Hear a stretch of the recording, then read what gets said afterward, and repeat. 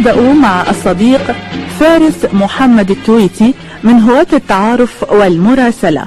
عنوان الصديق فارس: صنعاء، صندوق بريد 17504 اليمن. ومن اليمن أيضا الصديق خالد سعيد ريان من هواة التعارف والمراسلة. عنوان الصديق خالد: محافظة حضرموت، القطن، مكتب بريد القطن، صندوق بريد 53083.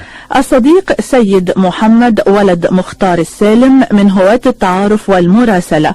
العنوان: مدينة رسو، صندوق بريد 16 موريتانيا. والآن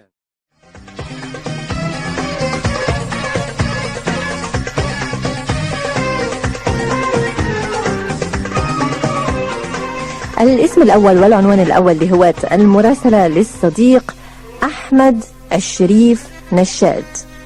عنوانه: صندوق بريد 2922 أو 2922 نواكشوط.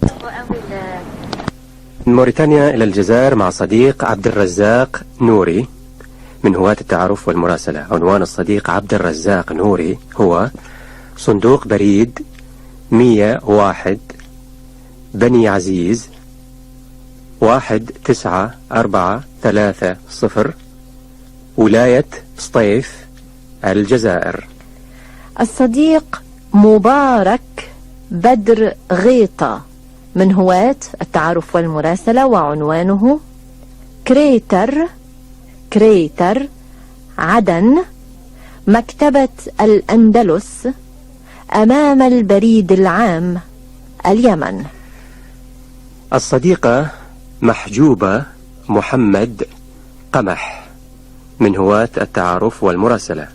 عنوان الصديقة محجوبة محمد: كفر يعقوب، كفر الزيات، جمهورية مصر العربية.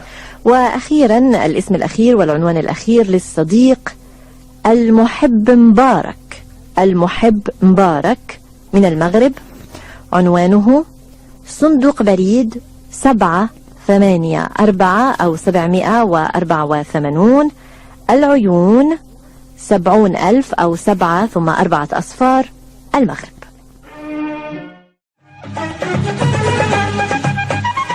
ونبدأ مع الصديق سليم رضوان بوعبيد من هواة التعارف والمراسلة. العنوان: حي سي الحواس، عين طاية، محافظة الجزائر الكبرى الجزائر. ومعنا أيضا الصديق حمدي السيد علي، ليسانس آداب قسم لغة إنجليزية. هو رومانسي ومهتم بالنواحي العاطفية ويهوى المراسلة والقراءة والشطرنج وتبادل الآراء.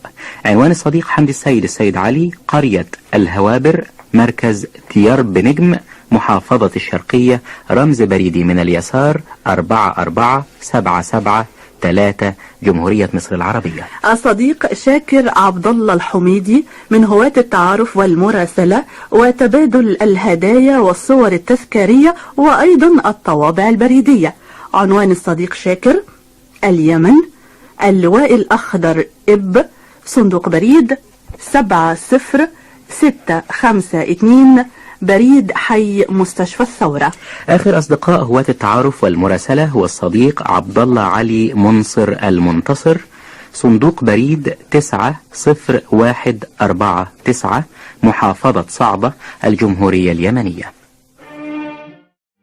صديقتي، شكرا لأنك كتبت إلينا وشكرا لأنك استمعت. غدا نلتقي، مع تحيات ندى، حسام، عزة ورشاد.